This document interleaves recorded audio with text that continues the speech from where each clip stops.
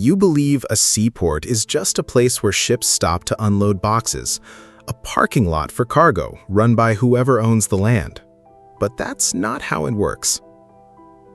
A seaport is one of the most tightly controlled profit machines on Earth, and the company that owns one often never touches a single container. Take a ship arriving at the port of Rotterdam. It carries 20,000 containers. The port itself doesn't own the ship, doesn't own the cargo, and in many cases doesn't even own the cranes lifting those containers off the deck. So who's actually making the money here? To understand that, you have to separate two things people always confuse: the port authority and the terminal operator. The port authority is usually a government or semi-government body. It owns the land, the water depth, the breakwaters, and the legal right to call this a port at all. But it rarely runs day-to-day operations.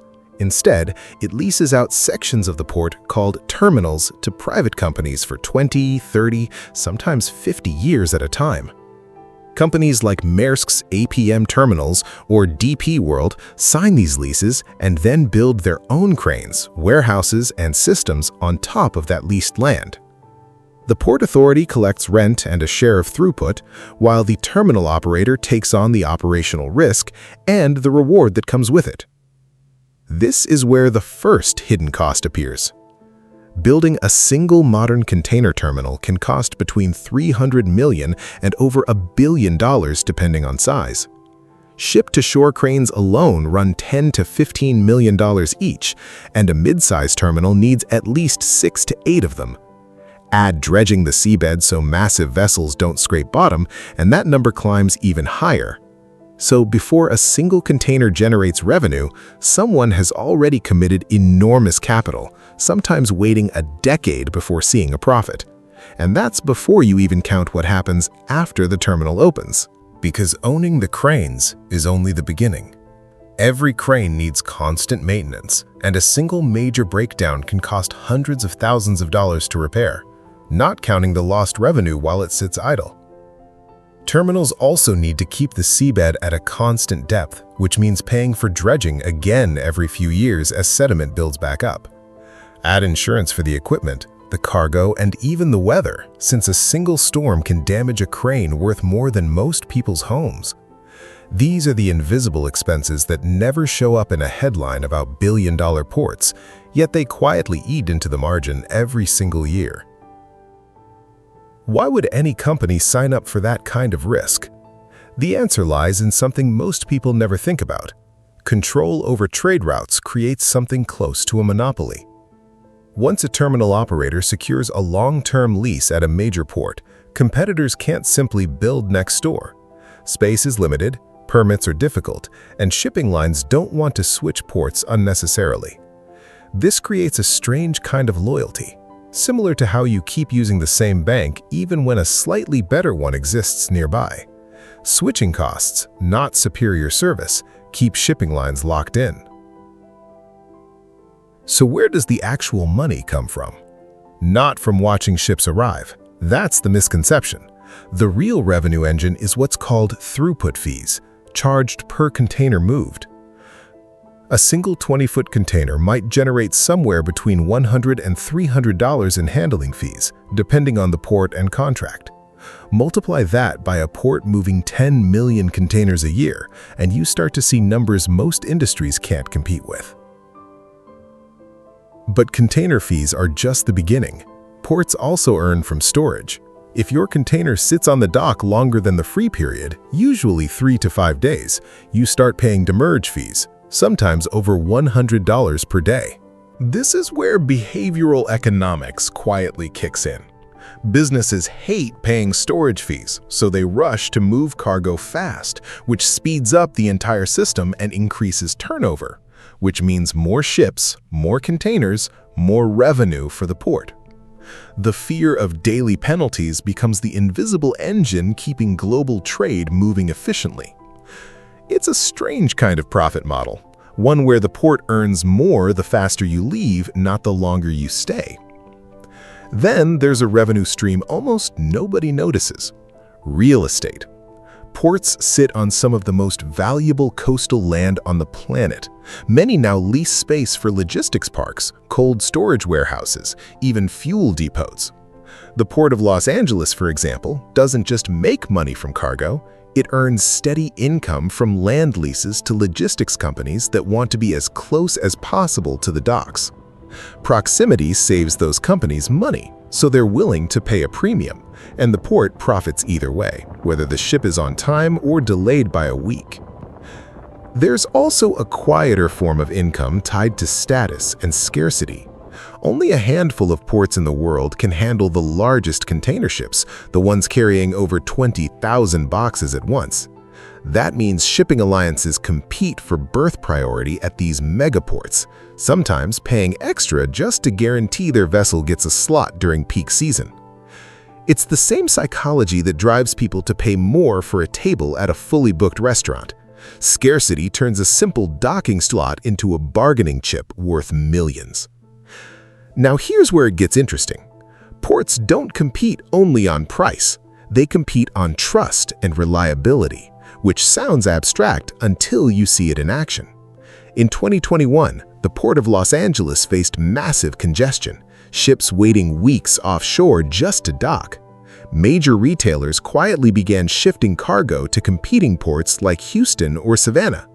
That single disruption cost Los Angeles an estimated $19 billion in trade activity that year alone. This reveals something crucial. A port's real asset isn't the cranes or the land, it's predictability. Businesses will pay more just to guarantee their goods arrive on schedule because uncertainty is more expensive than almost any fee a port could charge. This is also where psychology sneaks back in. Once a shipping company builds its supply chain around a specific port, changing becomes incredibly disruptive. Contracts, trucking routes, warehouse locations, all of it gets built around that single point. So even when a port raises fees slightly, most companies don't leave. It's the same commitment bias that keeps you renewing a subscription you barely use, except here, the stakes are measured in hundreds of millions of dollars. This is exactly why ports rarely need to compete aggressively on price once they've locked in a major shipping line.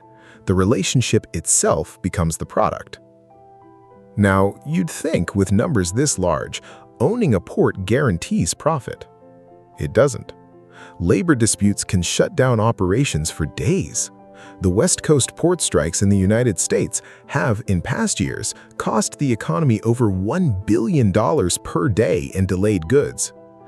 Automation helps, but it's expensive and politically sensitive, since replacing dock workers with robotic cranes often triggers public backlash and regulatory pushback. Then there's geopolitical risk. A single blocked canal, remember the Ever Given incident in the Suez Canal in 2021, can reroute global shipping overnight, and ports far away suddenly gain or lose billions in traffic based on a decision made thousands of miles away. Weather adds another layer of risk that rarely gets discussed. Hurricanes along the Gulf Coast have shut down American ports for a week or more at a time, and every day of closure means lost throughput fees that can never be recovered, only delayed. A port can plan for competition, but it can't negotiate with a storm. There's another layer of the business most viewers never consider, and that's how a port actually moves a container from ship to truck without the entire system collapsing into chaos. When a vessel docks, cranes don't just lift boxes randomly. Every container has already been logged into a digital system before the ship even arrives, so the crane operator knows exactly where each one needs to go, whether that's a truck waiting outside the gate, a train headed inland, or a storage yard for later pickup. This sequencing is called the yard plan, and getting it wrong can add hours of delay to an entire vessel. A modern port might unload a large ship in under 24 hours, while a poorly managed one can take 3 or 4 days for the same job.